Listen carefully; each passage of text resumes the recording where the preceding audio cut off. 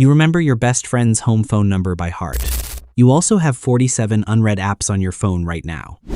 If both of those sentences are true, stick around, because psychologists still don't know what to do with you. If you were born between 1976 and 1985, welcome to the most confusing generation nobody talks about. You're too old for the millennial jokes and too young for the Gen X ones.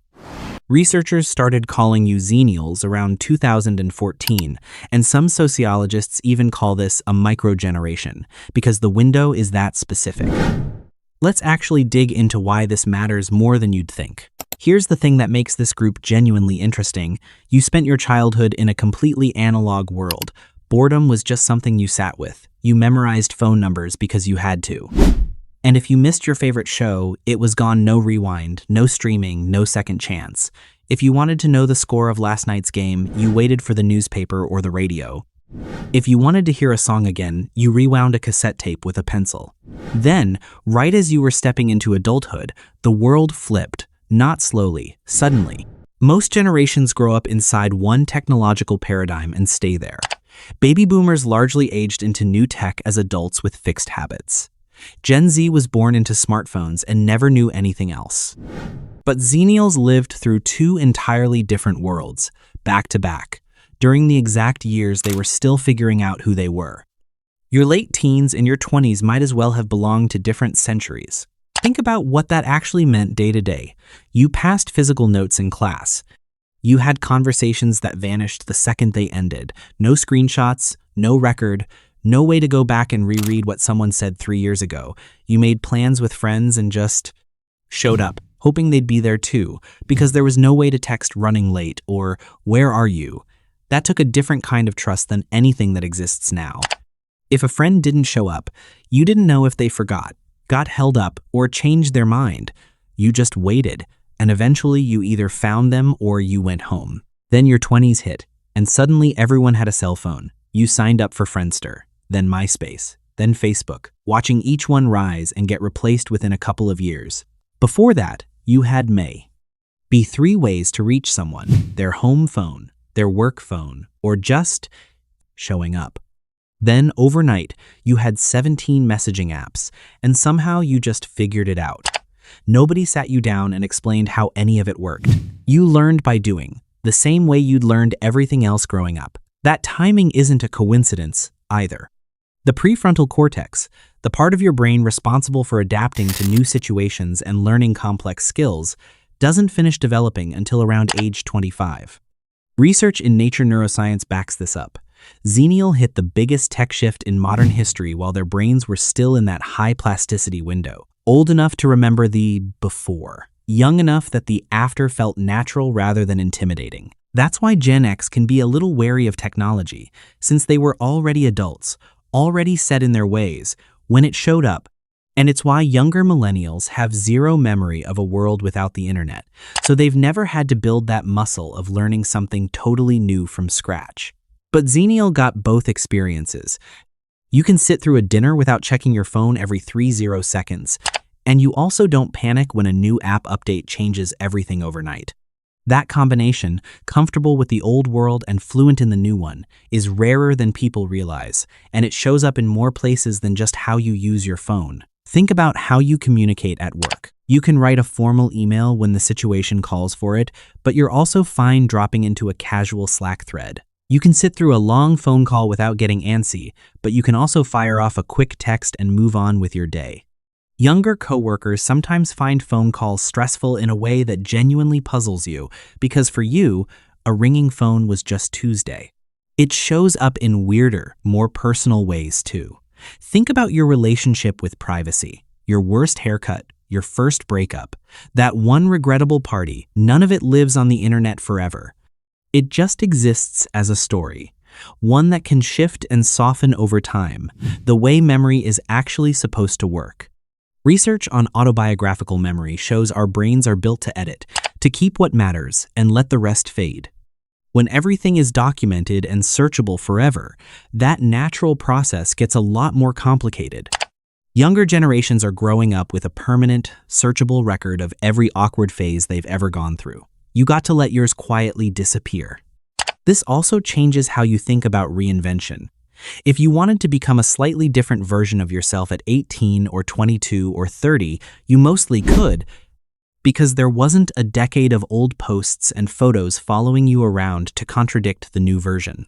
That kind of clean slate is something younger people almost never get anymore, and it's easy to take for granted until you realize how much it shaped your ability to grow and change without an audience watching every step. But it's not all upside. You also walked into the job market right around the 2008 financial crisis, right when you were supposed to be building a career, buying a first home, or starting a family. Studies on financial hardship show that kind of instability at that exact life stage can leave a lasting psychological mark, one that doesn't just fade once the economy recovers. People who lost jobs, watched their savings evaporate, or struggled to find stable work during those years often carry a kind of financial caution forward for the rest of their lives, even once things improve. It shapes how much you save, how you think about risk, how nervous you get about job security even when things are objectively fine. So here's the paradox. A generation that learned to adapt to massive technological upheaval, while also getting knocked around economically at the worst possible moment for it. You know how to handle change because you had to, but there's also this quiet hum underneath a lot of decisions. What if it all falls apart again? That undercurrent doesn't necessarily show up as anxiety you'd name out loud. It shows up as an extra emergency fund, a reluctance to fully trust a good year, a habit of preparing for a downturn that hasn't happened yet. Nobody really talks about that combination, and it's worth sitting with for a second, because it explains a lot about how Xennial actually behave, not just how they use technology. Most conversations about generations lump everyone born between 1965 and 2000 into two tidy boxes, Gen X or Millennial. But the specific years you were born in, especially during a stretch of rapid change, create an experience that doesn't fit neatly into either. It's a little like being born in a border town between two countries. You pick up pieces of both cultures, but you're never fully claimed by either one. Xennial carry a strange mix. You've got Gen X's self-reliance, because you grew up before helicopter parenting was the norm. Nobody knew where you were for hours, and that was just Tuesday. You learned to solve your own problems, entertain yourself, sit with boredom without an adult swooping in to fix it or fill it. If you got into a fight with a friend, you had to work it out yourself, because there was no group chat for parents to intervene in. But you also became an adult during the early internet, back when everyone believed technology would connect us all and fix everything, before we found out it might also make things a lot messier. You remember that specific optimism, the sense that email and instant messaging and eventually social media were going to make the world smaller and friendlier. You gotta watch that hope play out in real time, and you also gotta watch some of the consequences start to show up years later. Independent but connected. Skeptical but optimistic. Analog but digital. What actually defines Xennials isn't one trait. It's the ability to hold all of that at once without it feeling like a contradiction. You don't experience it as tension the way an outside observer might expect. It just feels like being yourself. You remember the before and the after, which means you can actually see what was gained and what was lost, in a way that's harder for generations who only ever knew one side of that line. You're not stuck longing for the past the way some Gen Xers are, because you genuinely like a lot of what came with modern life.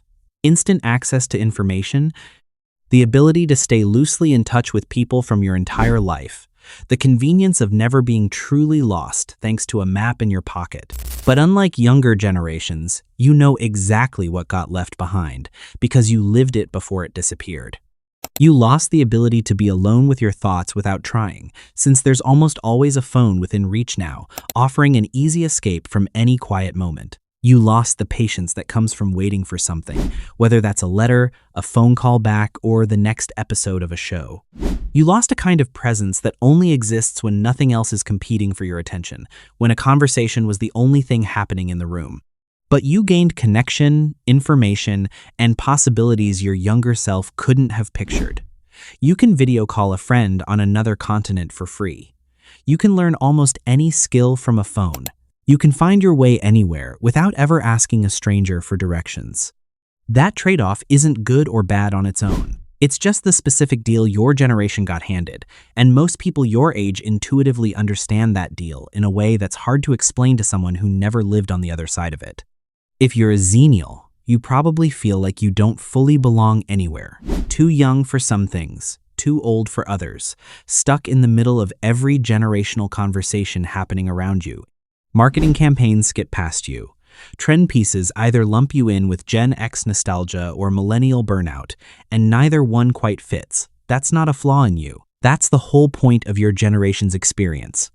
You were shaped by a genuinely unusual set of circumstances, and it makes sense that you don't map cleanly onto categories built for people who didn't live through the same specific transition. In a world that keeps changing faster than anyone can plan for, having already lived through one massive shift might be one of the most useful things you've got. You already know how to rebuild your footing when the ground moves, because you've done it before, at exactly the age when your brain was best equipped to learn how. You know that a completely new way of doing things can feel impossible right up until the moment it feels completely normal. You've watched that happen to an entire society, and you've watched it happen inside your own life. The world you grew up in was never meant to be the one you'd live in forever, and you're proof that adapting doesn't mean losing yourself. If anything, it's the opposite. You got to keep the parts of yourself that formed before everything changed, the patience, the self-reliance, the comfort with boredom and quiet, and you got to add new skills on top of that foundation instead of replacing it entirely. That's a rare thing to be able to say, and it's worth recognizing in yourself instead of just quietly assuming you're some kind of generational afterthought. So the next time someone tries to slot you neatly into Gen X or Millennial, it's worth remembering that neither label was built with your specific experience in mind.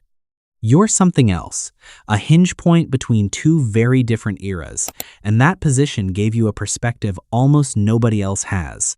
If this hit home, subscribe. See you in the next one.